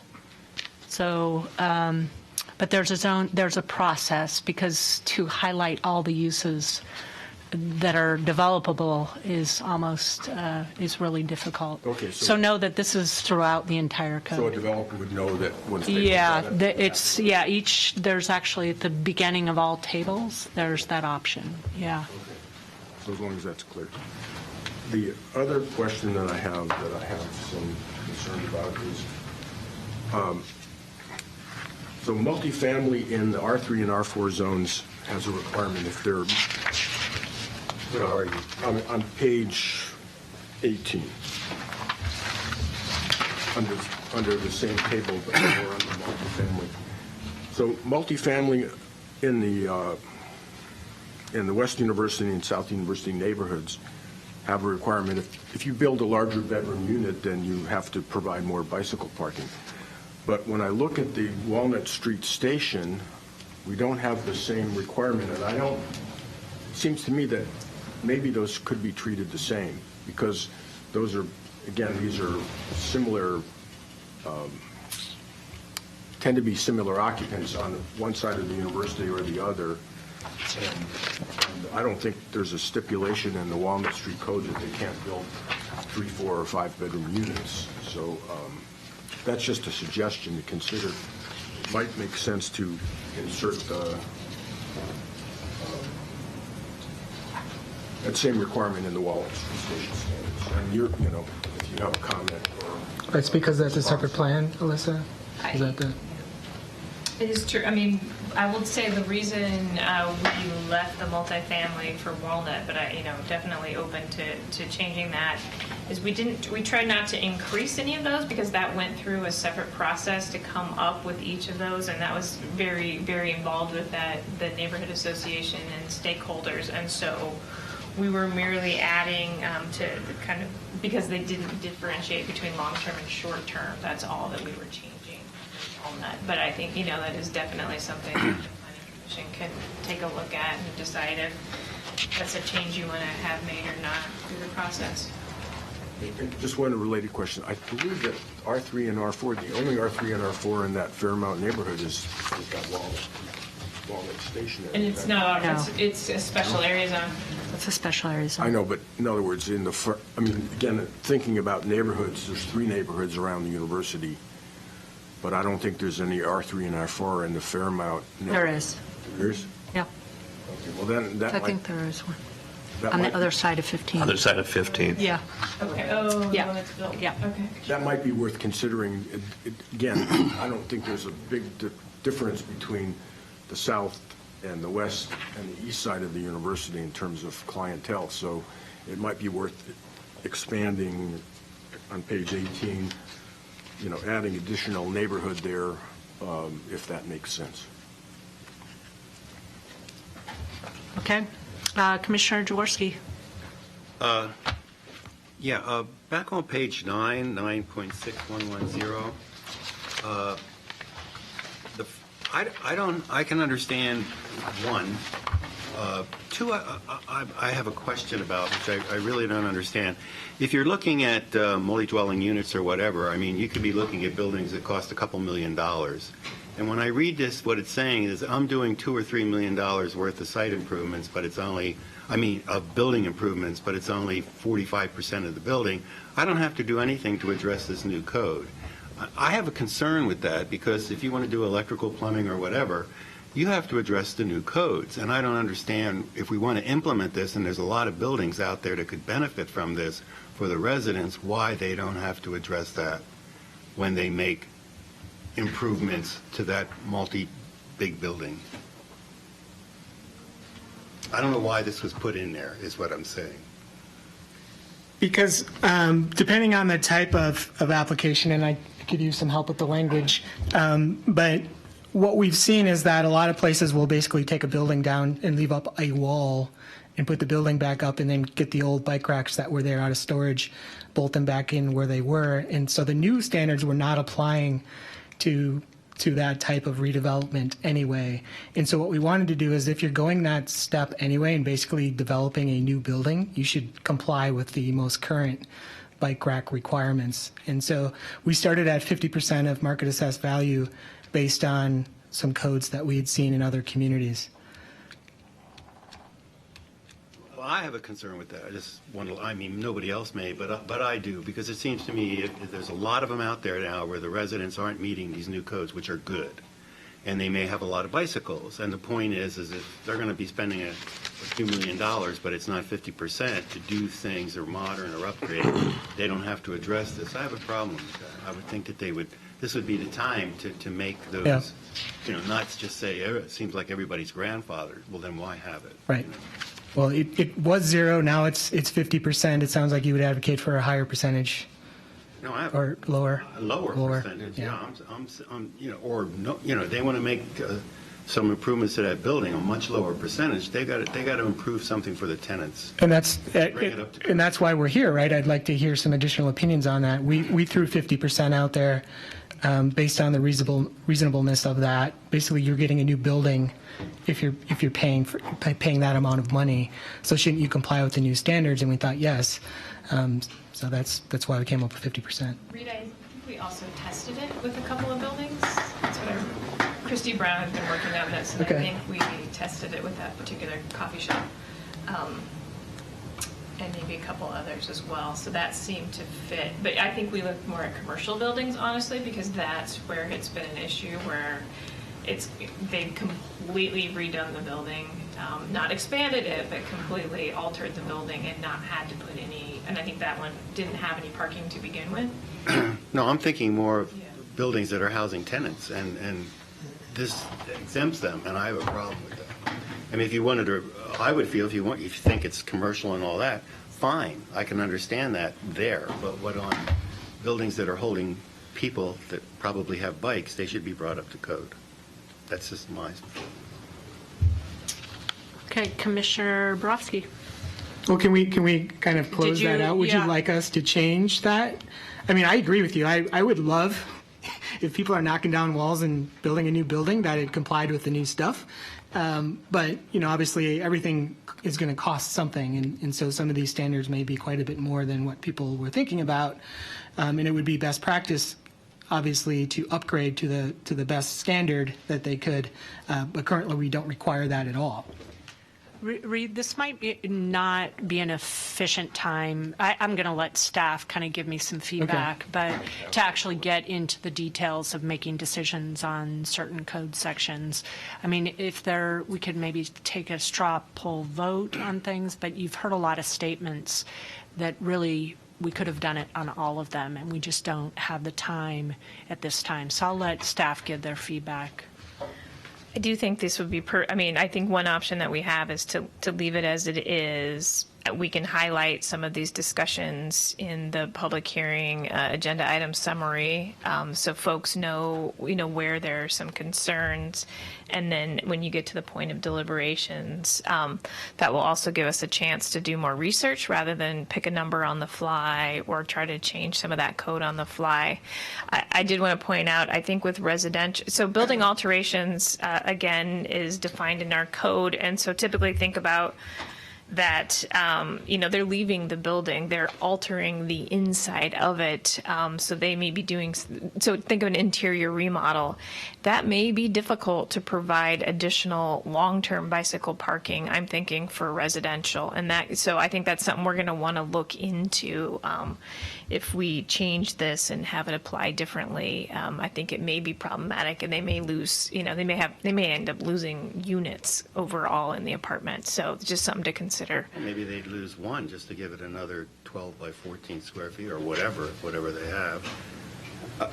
I just thought that's what this process for was, Madam Chairman, because we're not going to see this again until it goes to public hearing. Right. I'm suggesting that, as they said, that they look at this, because I have a concern in that, to see if there's any other options, or you indicated you were thinking commercial. Well, now you're thinking of residential. Yeah. It's very relevant to bring it up. What Reed had suggested is that we actually dive into that and get a vote, move it in that. A vote on a percentage. I Right. want them to come back and Okay. say what might be fair based on what they're saying. So for instance, I have a different view than that. So rather than get into that dialogue now, wait for the deliberations, but to follow up with additional, like Alyssa is suggesting, additional research to look into that item for deliberations. That makes a lot of sense. So, hang on. Directly related to this, I think. Let's wait, Commissioner Baker, thank you. Do you have any other items, Commissioner Jaworski? Yeah, I just had one from my friends. I don't even know what you call them, but when you have a bicycle built for two, what do they call tandem? I don't know what they're called. I know that they look at me and they call me having a half bike, but anyway, the situation is do your standards apply to those people when they're building these? Could they put their bikes in these specs? Yeah, we have a non-standard bike space, and it's 10%. Okay, thank you. Commissioner Randall. I just have a comment and a question. Oh, sorry. Oh, go ahead. Sorry, yes. Yeah. I had him and I overlooked him. Go ahead. Unintentionally. Yeah, I was just, if Go ahead. we're going into round Here two we now. are. So, first off, there's plenty of people on this commission that are far more knowledgeable in bike parking and bike things, so that isn't my area of expertise, and so I am going to just do limited comments here. The first is, as to Commissioner Nicolello's idea of a fun experience and doing a fake design thing. My idea of a fun experience is different than hers. That's why I think that there's different expertises in this room. That wouldn't be on my list of fun experiences, a fake design thing on bicycle parking. So that being said, one comment and then one question. There was the talk about the second level long-term bike and using manufacturers' specs. Are there manufacturers that are making ones for the longer bicycles? And would that be integrated into that? So you couldn't have the bike and a halves as elevated? Right. And are you making the requirements for the bike and a half in the long-term parking, or is that just in short-term? You could lock a non-standard bike on the floor-mounted portion of that two-tiered rack. Okay. But you couldn't put it in the upper deck. Okay, that was just my question, if there's manufacturers. And then the last, it's just a small little comment on page 26 of the rack dimensions. And this just goes through, a lot of your other ones have it 6 feet, 2 feet, 6 feet. This one has 2 feet, 24 inches, 6 feet, 24 inches. Well, 24 inches is 2 feet. So what I would say, the other ones, they don't do, if it's 18, you're doing inches. But if it's 2 feet, I would just put 2 feet instead of 24 inches in that one. All right. It sounds like maybe it might be fun for you. I don't know. I wouldn't underestimate the fun. So Commissioner Randall, can I put myself in the queue before we absolutely. go to the second round? Thank you for your patience. No problem. So I'm going to keep it very short because some of my comments have already been noted, and then I'll wait for deliberations. I have a similar concern about just the applicability, number 2, which costs. Sometimes it is a particular project doesn't necessarily have costs established. So I'm not necessarily opposed to it, but I would love for staff to look at what are potential, are there other alternatives that other jurisdictions use that might be as effective? So that was one of my questions. The other is I am concerned about having just manufacturer specifications. I think that setting aside the desire to have creativity, what about actually the need to have creativity? Because you've got an existing situation. For instance, this 50% alterations, if you've got an existing interior that you're remodeling and you've got defined spaces under a staircase. Anyways, I think there's always room, if we just rely on manufacturer specifications of standard products, we might run into a situation where we don't have a mechanism to actually forward on a great development without some Herculean code update or something. So I just think it might be a little short-sighted. So I understand your concerns.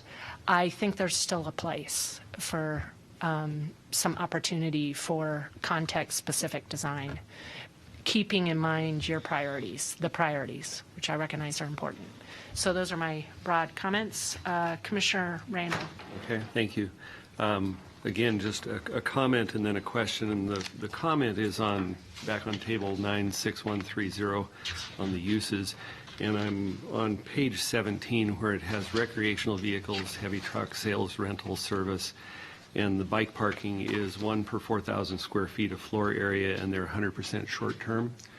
And I guess I'm trying to think in my mind if anyone is going to short-term ride their bike to a recreational vehicle, heavy truck, sales, service facility. I mean, I could see maybe long-term if you worked there, but I don't see if I was going out to either rent an RV or have my heavy truck serviced, riding my bike out there to do that. So I'm not sure. How would you get there? How would I get there? I would probably take the truck or the What if you're RV. picking up the truck? If I was picking it up? Well, that could be, yeah. Yeah. But it seems like if I was going to pick up the truck, then I would just load the bike in the truck. I wouldn't have to really park it. No, it was just a thought. It looked odd to me, so I thought I'd bring it up. I'm not saying it necessarily needs to change, but it just, like I say, looked odd. Then my question goes back to 96120 on long-term bicycle parking location, and on 1 in the commercial employment uses, and the definitions of secure locations. And I know this has been an issue for us on different designs over the years in commercial facilities, on the definition of, well, I mean, bike locker's clear, lockable enclosure is clear, and then lockable room. And I know I'm thinking of 2 projects that we've done. One's actually my office, where we have an open office plan, and our long-term bike parking is actually just racks next to our desk, and they're vertical, but we hang our bikes right next to our desk. And so that doesn't really fit any of these definitions, but it is very secure because it's right next to my desk. Nobody's taking my bike. I don't think anybody wants my bike, but I guess I know we've had projects in the past where we've run into some issues with some of those definitions. And again, getting back to Commissioner Taylor and the creativity, does it meet the intent of what we're trying to do for long-term bike parking? And I don't think those definitions quite get there. So I don't know if that's a question or a statement, but I guess I was thinking it was a question, but I guess it ended up being more of a statement. But I guess I'd be happy to chat more about that. Well, I guess we could qualify this statement too. I mean, this is talking specifically about a lockable enclosure, and in your example, your office is the lockable enclosure, right? Well, and that's what we've used in the past. We haven't always been successful in arguing that point. Okay. So. Yeah. Commissioner Baker and then Commissioner Nicolello. Actually, I'll follow up on that one, but originally my comment was on another area, but I do have a question here based upon, could be just a few examples. Gordon Anslow, when developing some projects in Western University, often there are several of them the kind where you come in on a certain level and you go up a flight of stairs or 2 flights. The front door is down at the bottom. But you would often widen the area next to the stair where you first came in, so there would be some bicycle storage there. Essentially, it's in your apartment, really, but I didn't know if that would, given the wording here, if that would qualify. So I just suggest thinking that through in cases like that where someone goes to the effort of changing the design of the unit to provide a bicycle parking space at the end, inside the entrance in a convenient way, to make sure that it's covered by that requirement. I mean, obviously you wouldn't need a rack there, or you wouldn't need something to lock it so you can see inside the apartment. So and then getting back to the concern people have about 9.6.110-2, I think in a way this sounds to me, again, I was involved in building codes for many years, and there was a requirement in building codes then if you alter more than 50, I think it's more than 50% of the building, it's not cost, but if you alter more than 50% of the building, then you have to bring the entire building up to the current code. If you do less than 50%, then you are only required to, meet the code on the part that you're changing. And of course, for some developments, people make sure that they don't do more than 50% because they don't want to have to upgrade the sprinkler, sprinklers, electrical. So I would suspect that that's what that 50% probably came out of the building code. But yet, on the other hand, if you want to accelerate So anyway, there's two things. One is they talk about it as, you might look at the building code, the wording in that, and that is by percent, I believe, Bill Randall, well, Commissioner Randall will probably help me on this. I believe it's 50% of the building, not the cost, is changed. Yeah, I don't remember exactly what it is now, and I know on some of the energy codes, there are different percentages there as well. So I think over the years, those have changed Right. a little bit. So, but you might look and see the wording there, and that might be another option rather than cost, because cost is And a way to keep it consistent, too. keep it consistent.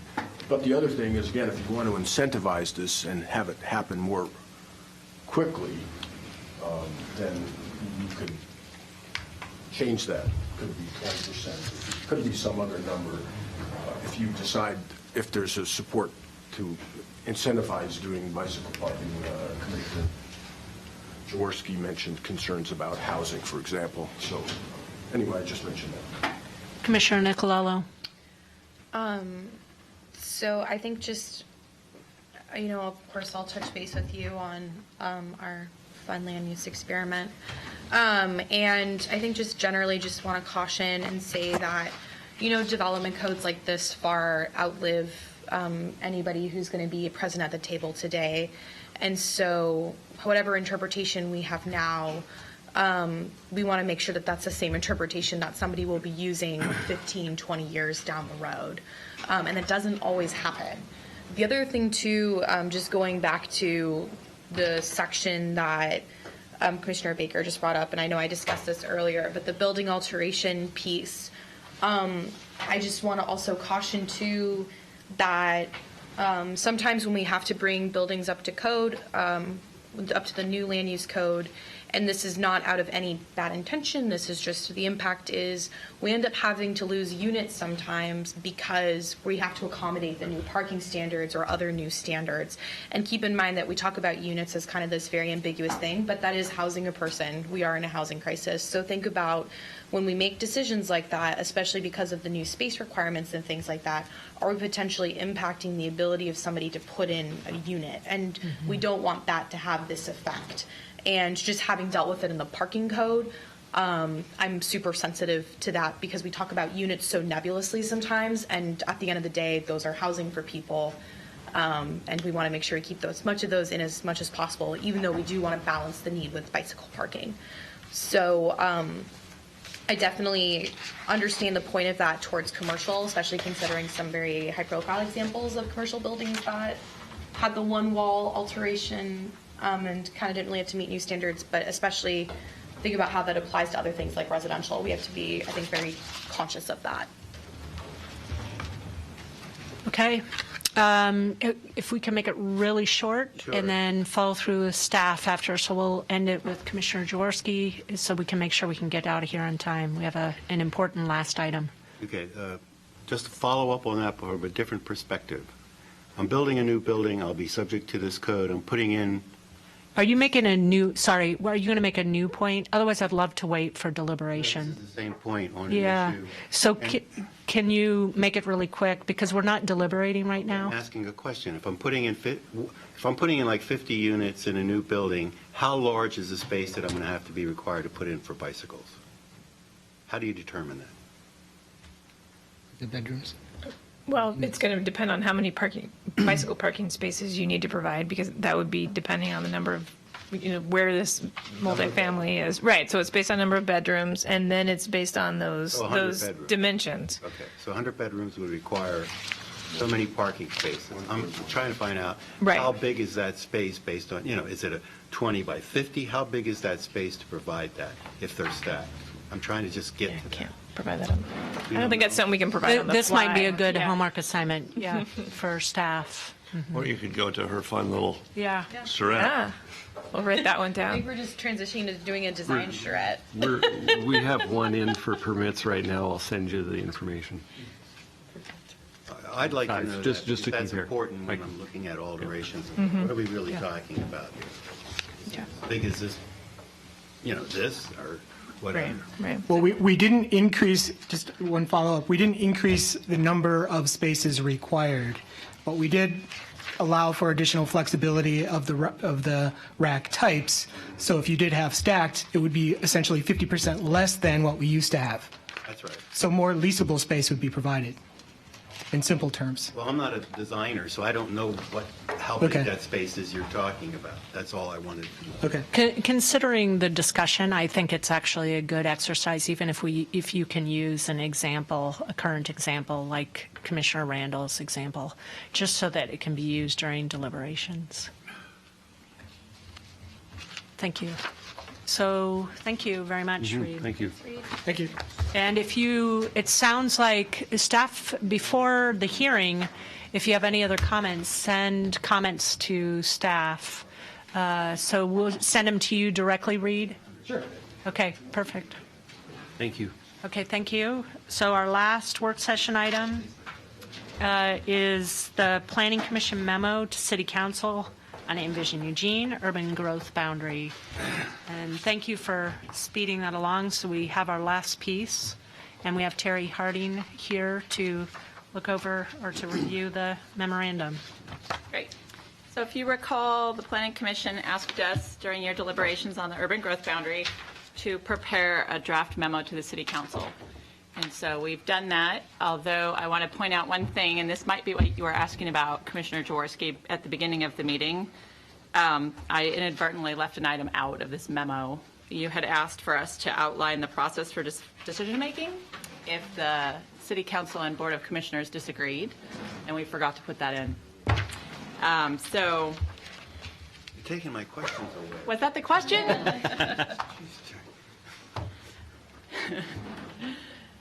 We do have that language in our code, and I would suggest that you add something to the effect of, and I wrote this in my phone, so bear with me. The Metro Plan amendment process is set out in Chapter 4, Policy 8 of the Metro Plan, and it's also codified in the Eugene Code. So there are existing subsections that outline the process for a situation where the two bodies agree on their adopting ordinances and a process for when they disagree. And then I would suggest that we just quote from those sections of policy and code. And that's all. Okay, thank you. So are there any questions, comments, changes from commissioners? Commissioner Randall.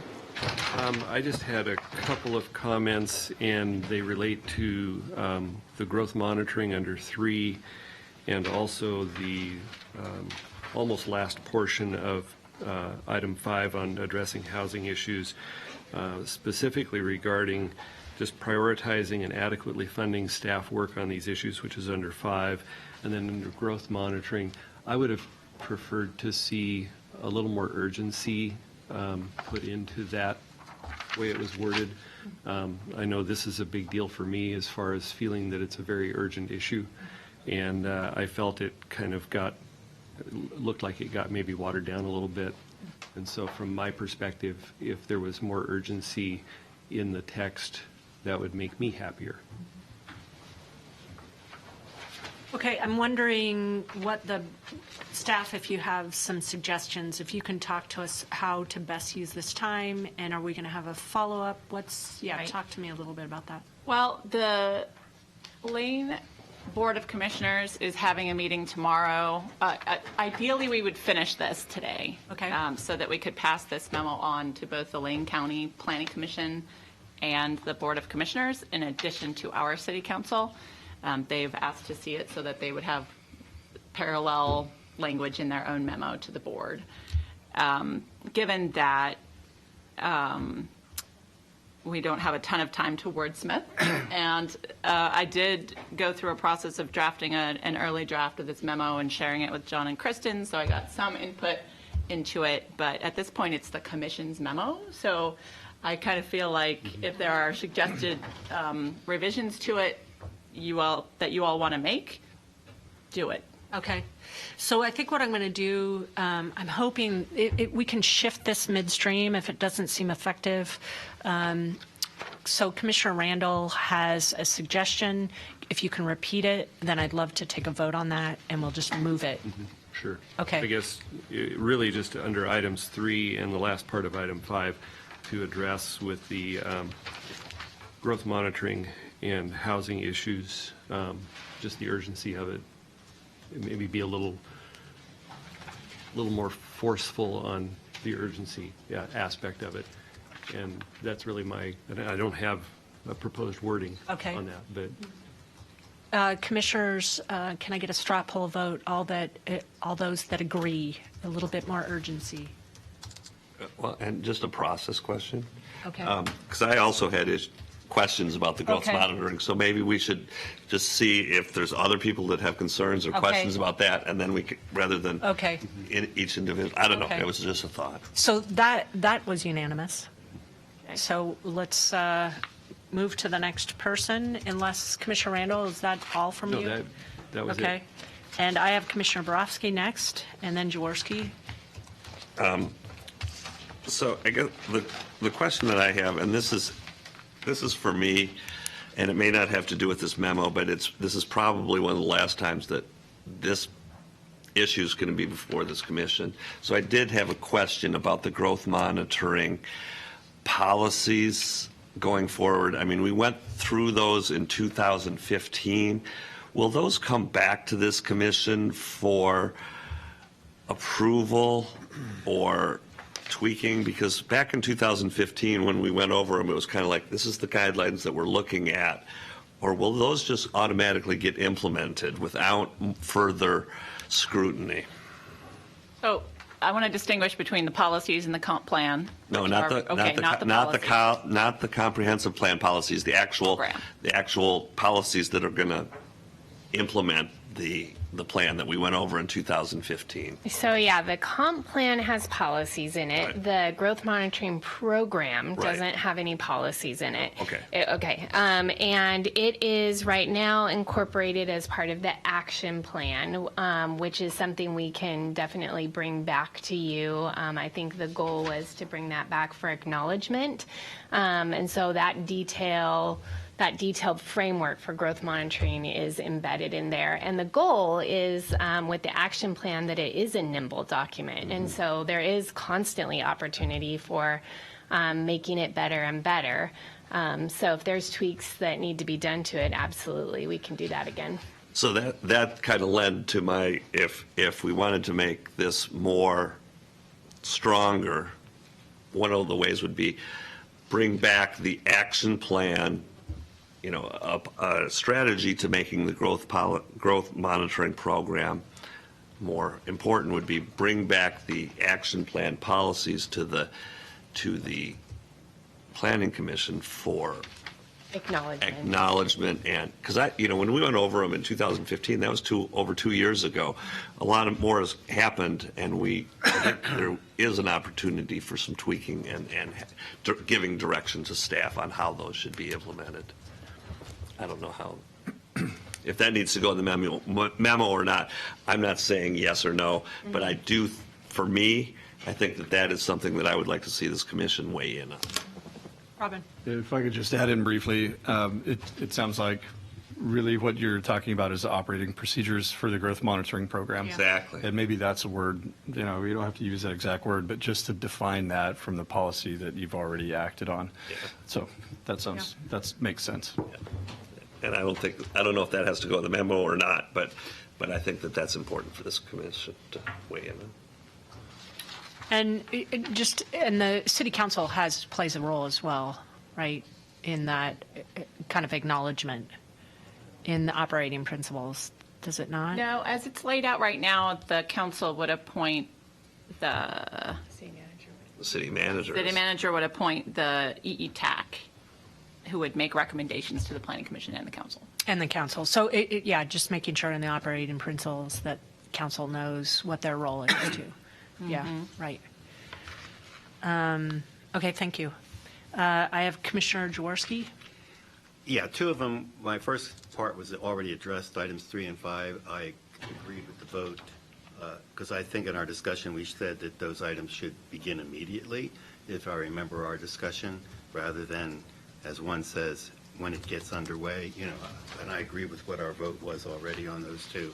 I only had one other issue, or not an issue, but a question on page 2, I guess, on your oh geez, 1, 2, 3, 4, like the fifth paragraph down, the end, it says, we are trying to find a definition for single business. One option is an organization and entity engaged in commercial industrial activities. My question is that the recommended definition? I mean, the way it was expressed, I didn't know if we were to say, vote on that and say, yeah, that's a good definition, or will that be the definition? I didn't know what that part meant. We asked for some definitions. Right. So what we did was meet with community development staff to try to come up with a definition. This is what staff came up with, but this happened after your deliberations were concluded. So I didn't want to characterize this as a planning commission recommendation.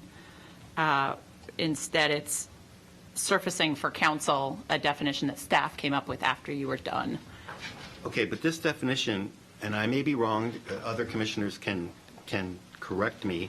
When we were talking about single business, it was in relationship to what can occur on those lots.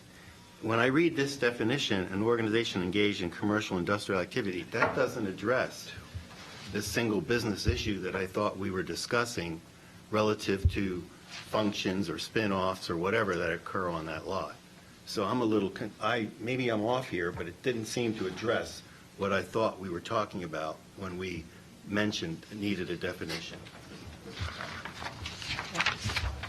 If there's others that agree with that, we could take another shot at it. Does anybody have a direct comment in relation to this?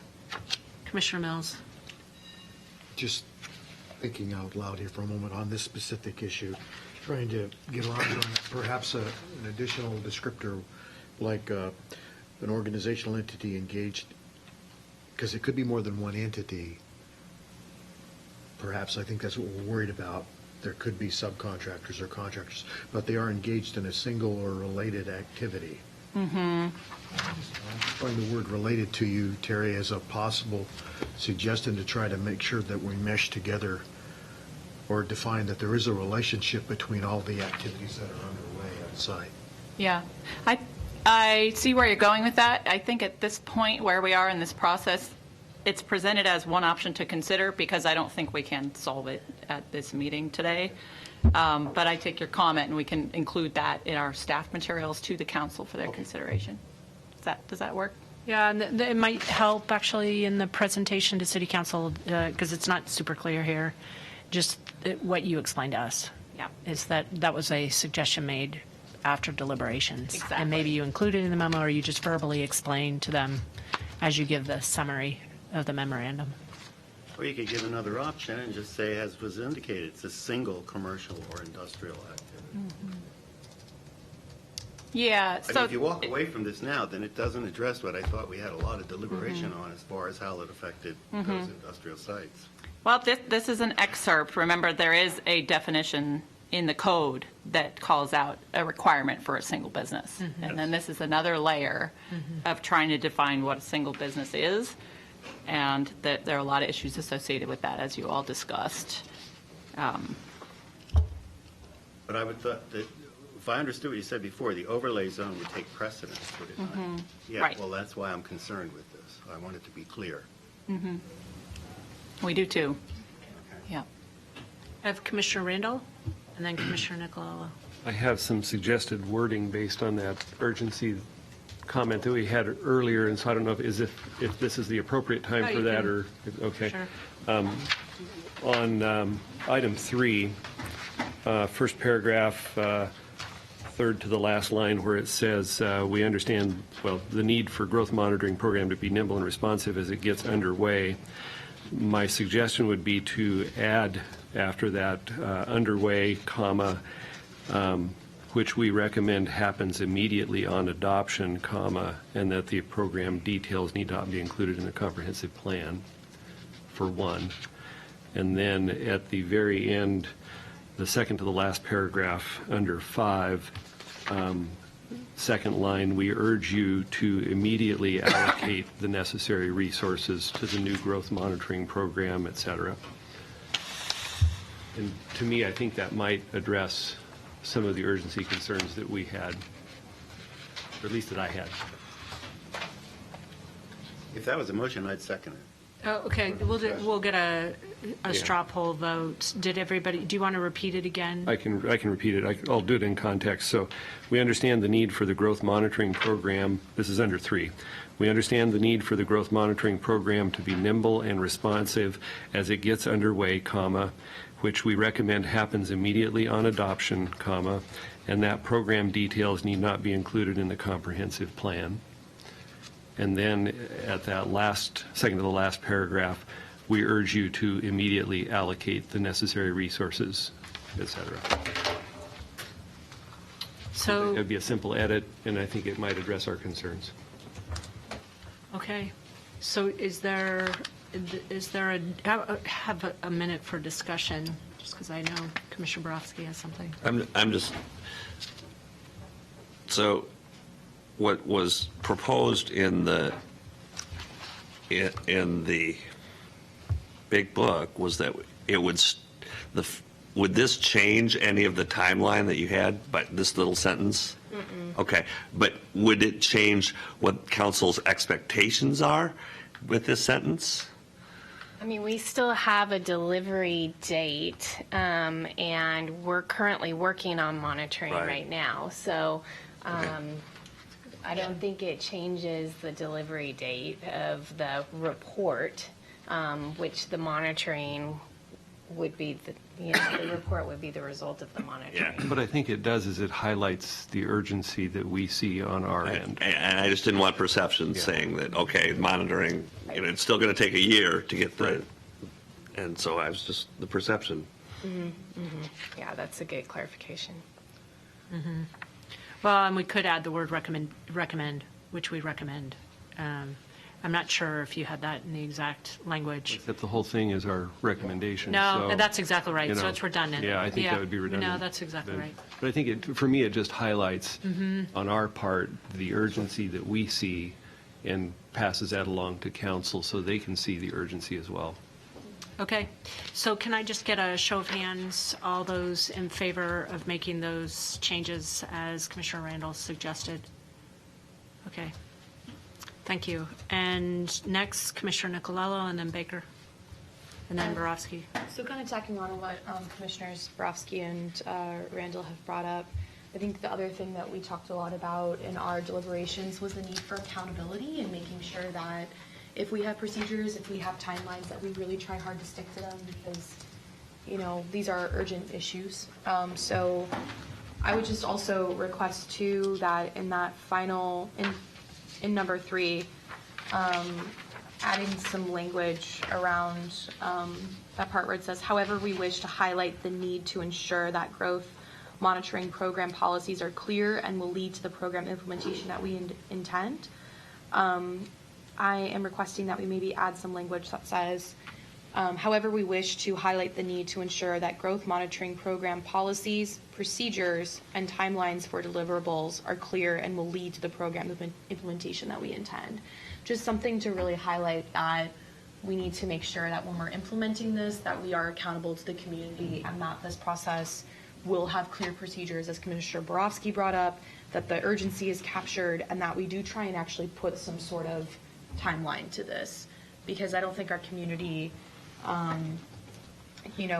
think our community has a lot of very urgent needs that really need to be captured once we get that new data.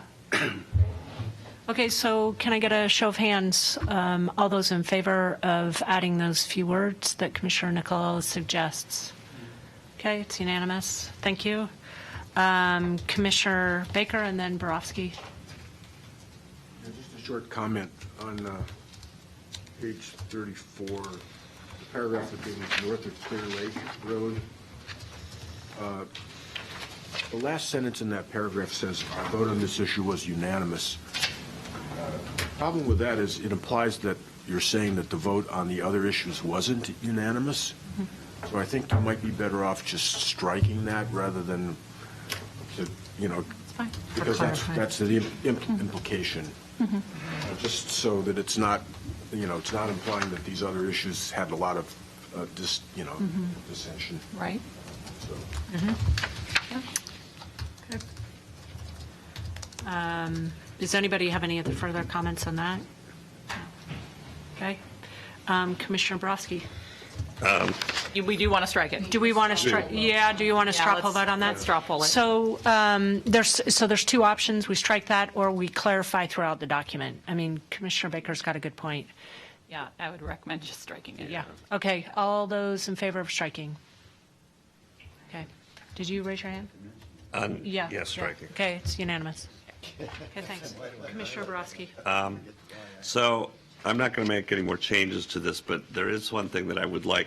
I think that this memo should get sent to boards and commissions that weighed in on, because there was public testimony from the Sustainability Commission on the Clear Lake overlay zone, and I don't know if there was from other ones that gave public comment, and then we altered the Clear Lake overlay zone. So their public comment is still in the record as far as being in favor of it, and I think that at least this memo should be sent to them so that if they feel like they need to adjust their letter, they have that opportunity.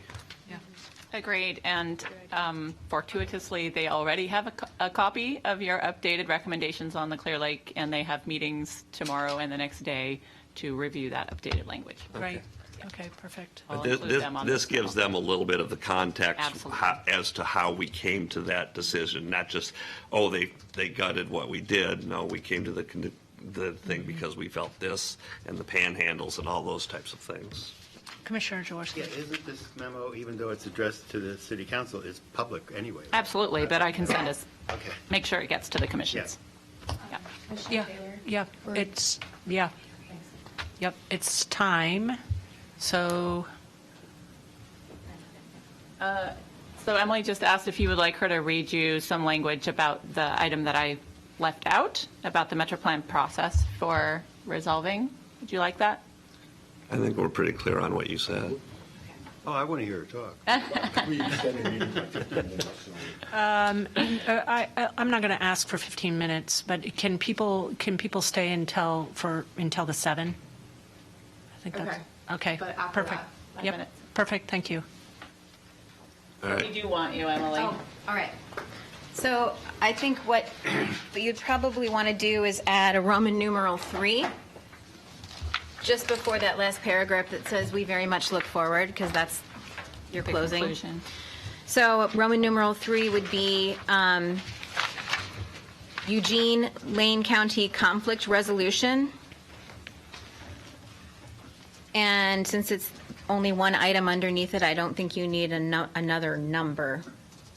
And it would say Eugene/Lane County it would say, we would like to call your attention to a specific part of the process for adopting the Metro Plan amendments included in both ordinances. Eugene Code provides at EC 9.77303C that the actions of the governing bodies are final if all 3 governing bodies adopt substantively identical ordinances or decisions. The conflict resolution provisions of subsection 6 apply if the governing bodies do not adopt substantively identical ordinances or decisions. That conflict resolution process provides, this is a quote, a Type 2 amendment for which there is no consensus shall be referred to the mayor of Eugene and the chair of the Lane County Board of Commissioners for further examination of the issues in dispute and recommendation back to the governing bodies. If no recommendation is made back to the governing bodies within 6 months, the plan amendment is denied. And then pick back up with your closing, we very much look forward to. Thank you. So if I can get a straw poll vote, how many people in agreement with that additional language? It's unanimous. Thank you very much, Emily. Thank you, staff, and that adjourns our meeting today. Thank you for being efficient today. Thank you. Have a great day. Did we get an email of the changes?